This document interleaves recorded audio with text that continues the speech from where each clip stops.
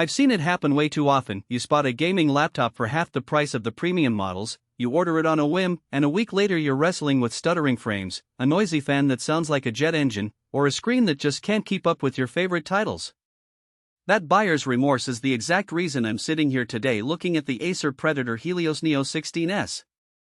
Is it a smarter buy, or just another flashy spec sheet that falls flat once you open the box? Link is in the description if you want to check the product details on Amazon.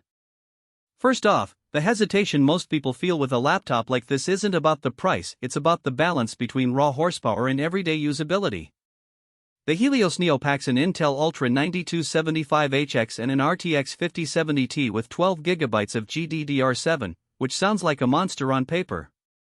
What matters in practice is whether that monster actually lets you game at high settings without turning your workspace into a heatsink, and whether you can still type a paper or stream a movie on the side without the laptop demanding constant attention.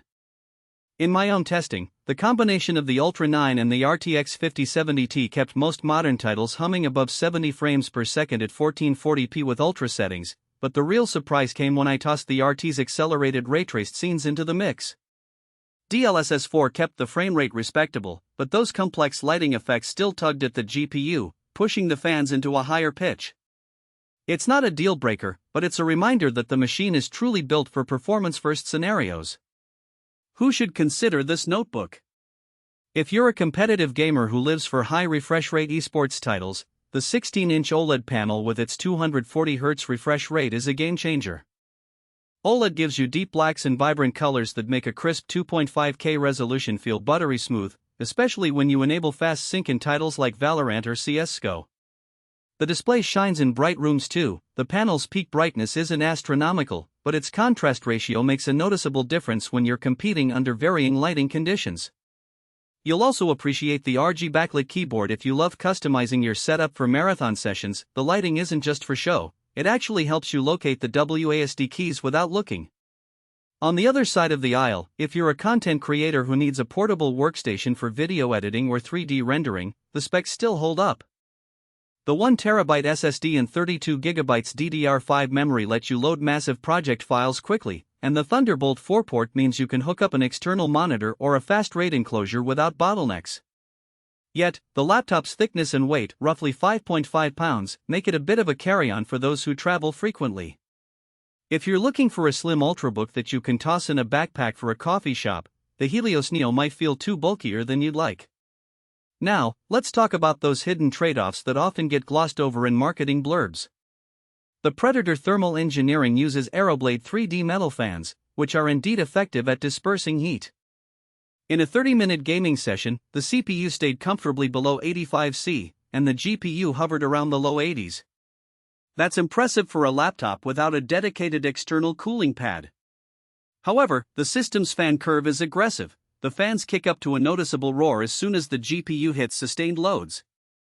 If you're gaming in a quiet apartment, you'll notice the noise, and it may be enough to drive you to use headphones just for the acoustic comfort. Additionally, while the OLED screen offers gorgeous visuals, it's also prone to the typical OLED burn-in risk if you leave static UI elements up for too long.